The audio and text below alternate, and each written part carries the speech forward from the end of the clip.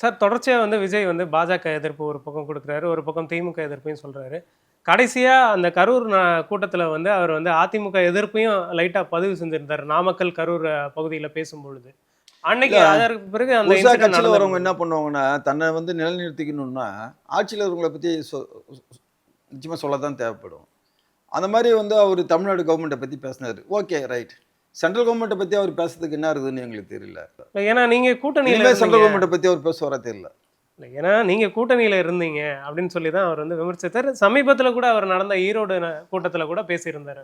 அனைத்து இந்திய அண்ணா திராவிட முன்னேற்றக் கழகத்தினுடைய கட்சியை பற்றியோ, ஆட்சி நிர்வாகத்தை பற்றியோ, இப்போ ஆட்சியில் இருக்கிற திராவிட முன்னேற்றக் கழகமா இருந்தாலும் சரி, வேற எந்த கட்சியா இருந்தாலும் சரி, பேசுவதற்கே தகுதி இல்லாதவங்க. இதுல வந்து விஜய்க்கு மட்டும் என்ன உரிமை இருக்குது அதுல? அவர் ஒரு அரசியல் நடத்துறாருன்னா, அவருடைய கொள்கை, அவருடைய இது அவர் சொல்லிட்டு போக வேண்டியது தான். அவர் அரசியல் நடத்துறவரு, நான் விஜய், என்னுடைய கொள்கை தான் அப்படின்னு சொல்லிட்டு அரசியல் நடத்தட்டும். நீங்க ஏன் எங்க தலைவரை பத்தி பேசிக்கின்னு, அம்மாவை பத்தி புகழ்ந்து பேசிக்கின்னு அரசியல் நடத்த வர்றீங்க? அப்படி நடத்துறவங்க நீங்க வந்து நான் ஒரு ஒரு சின்னதா ஒரு உதாரணம் சொல்றேன். இப்போ விஜய் கட்சி ஆரம்பிக்கும் போது ஏதோ ஒரு 5 தலைவர்கள்லாம் போட்டிருந்தார் பாருங்க, சிலை வச்சார்.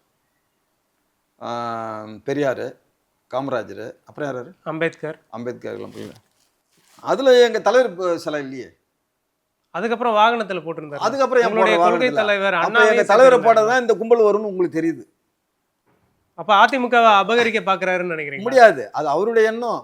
அதிமுக தொண்டர்களை ஏமாத்தலாம்னு பார்க்குறாரு. முடியாது. யாராலையும் முடியாது.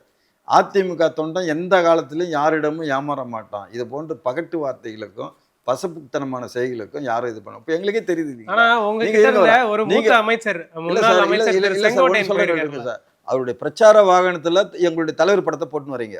ஓகே, சந்தோஷம். கேட்டதுக்கு அவர் தலைவர் வந்து தேசிய தலைவர் நாங்கள் போடுவோம் சொன்னீங்க. நீங்கள் ஏன் நீங்கள் கட்சி ஆரம்பிக்கும்போது ஒரு 5 பேர் முக்கியமான தலைவர் சொன்னீங்களா? அதுலேயே எங்கள் தலைவரை கொண்டு வரல? ஏன் சார் கொண்டு வரல? நீங்கள் விஜய்கிட்ட தானே இந்த கேள்வி கேட்கணும். அன்னைக்கு நீங்கள் கொண்டு வராமல் இன்னைக்கு என்ன சார் அவர் படத்தை போட்டு வரீங்க? அப்போ ஜனங்களை ஏமாத்திட்டாலும் கேட்கலாம் இல்லையா?